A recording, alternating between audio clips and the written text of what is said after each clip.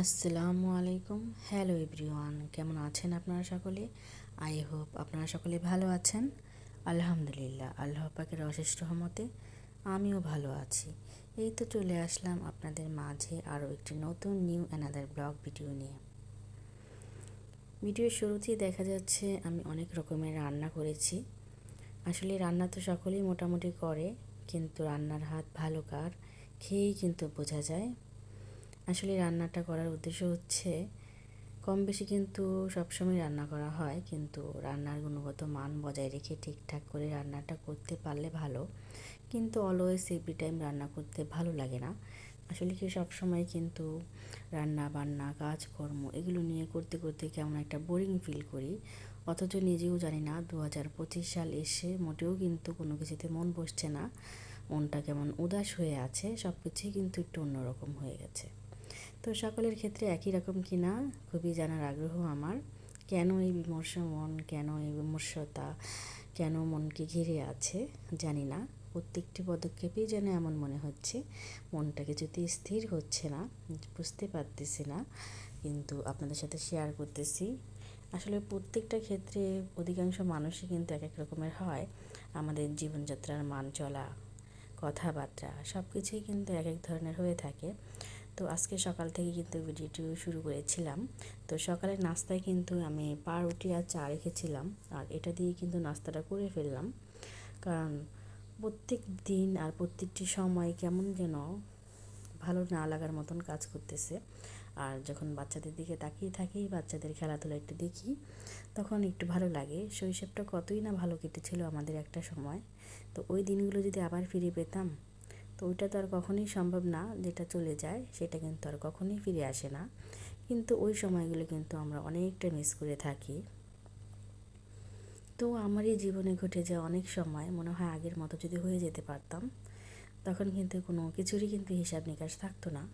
আর এখন যেহেতু house wife হয়ে গেছি, আমার প্রত্যেকটা বিষয়ে, প্রত্যেকটা ক্ষেত্রে আর প্রত্যেকটি পদক্ষেপে কিন্তু হিসাব করে প্রতিনিয়ত চলতে হচ্ছে। আর দেখা যাচ্ছে জীবনযাত্রার মান এত স্থিতিশীল হয়ে গেছে, প্রত্যেকটা জিনিস কিংবা পণ্য সব কিছুই কিন্তু যেটাই হাত দিই না কেন সব কিছুতেই।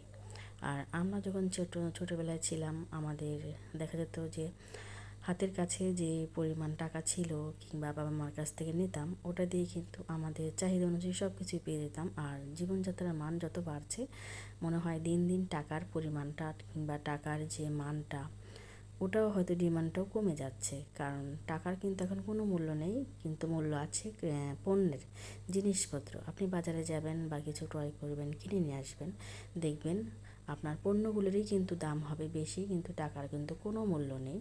আগে কিন্তু 10 টাকা দিয়ে অনেক কিছু পাওয়া যেত।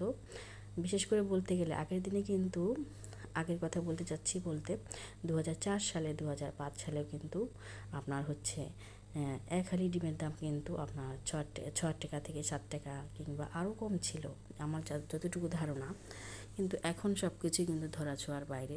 দেখা যাবে যে জিনিসগুলো আমাদের আসলেই কিন্তু গুরুত্ব দিতেছি না, শুকনো জাতীয় খাবার ওগুলো কিন্তু ধরাছোঁয়ার বাইরে। প্রত্যেকটি পদক্ষেপে বললাম না জীবনযাত্রার মান এত বাড়ছে, কিন্তু প্রযুক্তি উন্নত হয়ে কী হয়েছে, তাতে তো আমাদের কোনো লাভ হয়নি। তো একটা বিষয় কি অনলাইনটা, হ্যাঁ অনলাইন দিয়ে কিন্তু এখন আমরা শপিং মল, শপিংয়ে যাওয়া, কেনাকাটা সব ধরনের সব কিছু কিন্তু আমরা করে থাকি। তো সেই জন্য কিন্তু আলাদা করে আমাদের সময় নষ্ট করতে হয় না, এই একটা প্রযুক্তি। আর দ্বিতীয়ত বলতে গেলে বললাম না, প্রযুক্তি যত উন্নত হচ্ছে জীবনযাত্রার মান বাড়ছে, সেই সঙ্গে যে বাচ্চাদের কথা বললাম, বাচ্চারা কিন্তু আগে খেলাধুলা নিয়ে ব্যস্ত থাকতো। আর আমাদের সময় কিন্তু আমরা তাই করতাম, সময় পেলে একা দোকা খেলা কিংবা লাফদড়ি খেলা কিংবা কানামাছি খেলা, যে কোনো ধরনের খেলা আমরা খেলতাম।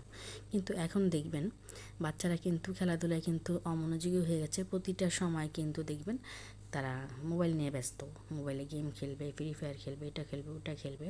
তো যাই হোক, আমার কথা বলার উদ্দেশ্যই হচ্ছে 2025 সালে এসে কিছুতেই মন বসছে না, কাজকর্ম সব কিছুই যেন কেমন আনমনা হয়ে গেছে।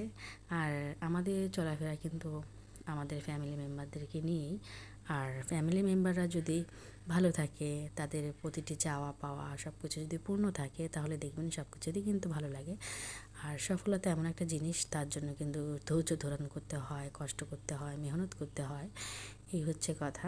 তো আমাদের ফ্যামিলি মেম্বাররা যদি প্রতিটি ফ্যামিলি মেম্বার যদি ভালো থাকে, তাদের চাওয়া পাওয়া যদি সুন্দর থাকে, আর তারা ছোট বাচ্চাদের কথাই বলি, তারা যদি কথা ঠিকমতো শোনে, চলাফেরা করে, দেখবেন কতটা ভালো লাগে। আর কিছু করতে না ইচ্ছেলেও কিন্তু তাদেরকে নিয়ে আমার সময় কাটাতে ভালো লাগবে।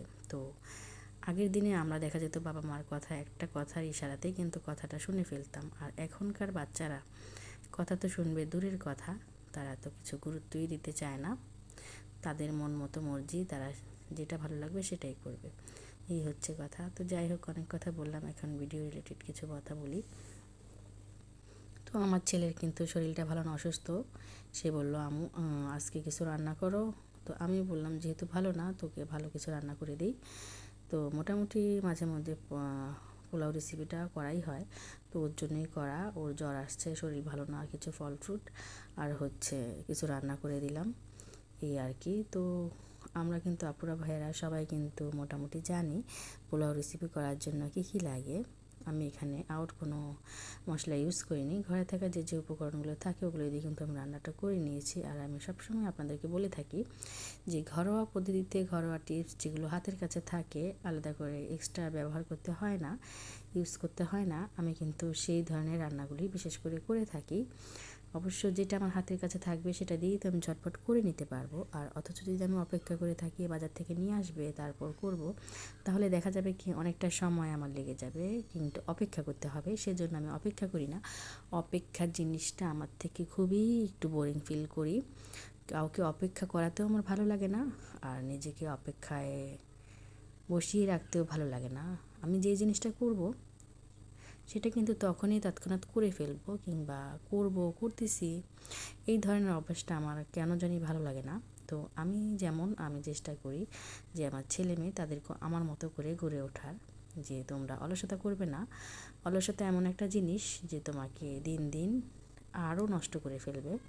আর উদ্যোগ এমন একটা জিনিস তোমাকে সামনের দিকে এগিয়ে নিতে সাহায্য করবে। তো বাচ্চাদের যেটা শেখাবো তারা তো সেটাই শিখবে। আমি চেষ্টা করি আমার ছেলে মেয়েদেরকে আমার মতো করেই গড়ে তোলার। তো এখানে দেখেন, এই যে আমার নিজ হাতে লাগানো গাছ, ফুল গাছগুলো, তো এগুলোতে কিন্তু এখনও মরিচ ধরেনি, তো ধরে যাবে। তো এগুলো কিন্তু আমাকে বারান্দায় লাগাতে হয়েছে, কারণ ছাদে লাগালে দেখা যাবে বেশি রোদ, তারপর হচ্ছে পানি টেনে নিয়ে আসতে হবে, টেনে নিয়ে যেতে হবে। সেজন্য আমার যে ভালোবাসার জিনিসগুলো, পছন্দের জিনিসগুলো, এগুলো সবসময় চেষ্টা করি আমার কাছেই রাখার জন্য। আর বিশেষ করে গাছ আমার অনেক ভালো লাগে, সেজন্যই আমি কিন্তু গাছপ্রেমী। বিশেষ করে ছোট চারা গাছ, ছোট ছোট গাছ, সবজি গাছ, এগুলো আমার বেশ ভালো লাগে। এটা কিন্তু ছোটোবেলার শখ, আমার হবি। আর এই যে এখানে র্যাবিটগুলো দেখা যাচ্ছে, এগুলো কিন্তু আমার ছেলের জন্যই কেনা। তো আমার মেয়ে কিন্তু ওকে খাইয়ে দিচ্ছে একটু একটু করে। তো বাচ্চাদের জন্য যে বললাম না, চাওয়া পাওয়া ওদেরকে নিয়েই সময়গুলো কাটাতে হয়, প্রত্যেকটা সময়। তো এইটাই আর কি আমার বলা হচ্ছে 2025 সাল যেন কেমন কেমন। আর এই যে মনে হয় কিছুদিন আগেই আসলো, আস্তে আস্তে কিন্তু আজকে ফেব্রুয়ারি মাস হয়ে গেল। তো ফেব্রুয়ারি মাসেও অলরেডি শেষ পর্যায়ে।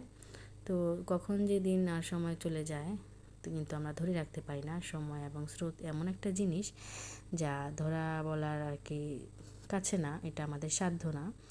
প্রকৃতি এমন একটা জিনিস, সে কিন্তু তার মতোই কিন্তু চলতে থাকে। আর তার কাছে আমরা যে ধরে রাখবো, যে রাখবো, আমাদের পিছনে ফেলে আসা একটা দিন, সেটা কিন্তু হয় না। তো আমাদের কিন্তু এটা মাথায় রাখতে হবে, প্রত্যেকটি সময়, প্রত্যেকটি মুহূর্ত কিন্তু আমাদের চলে যাচ্ছে।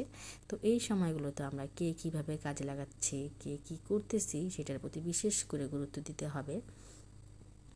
তা না হয় কিন্তু হবে না, কারণ জীবনটা কিন্তু থেমে থাকে না। আর জীবনকে চলতে হলে, ভালো রাখতে হলে অবশ্যই আপনাকে জীবনটাকে গুরুত্ব দিতে হবে, আর গুরুত্ব দিয়ে সব কিছু করতে হবে। তো যাই হোক, বলতে বলতে কিন্তু আমি অনেকটা বলে ফেলেছি আপনাদের সাথে। আর আমার বলায় যদি কোনো ভুল ত্রুটি হয়ে থাকে অবশ্যই আমাকে ক্ষমা দৃষ্টিতে দেখবেন। আর এখনও যারা আমার চ্যানেলটি সাবস্ক্রাইব করেননি, সাবস্ক্রাইব করে আমার বন্ধু হয়ে আমার পাশেই থাকবেন, আর পাশে থাকা বেল আইকনটি প্রেস করে রাখবেন। যখনই আমি একটি ভিডিও আপলোড করি না কেন, নোটিফিকেশন আপনার কাছে চলে যাবে, আর আপনি সময় করে দেখে নিতে পারবেন। আসসালামু আলাইকুম, আল্লাহ হাফেজ।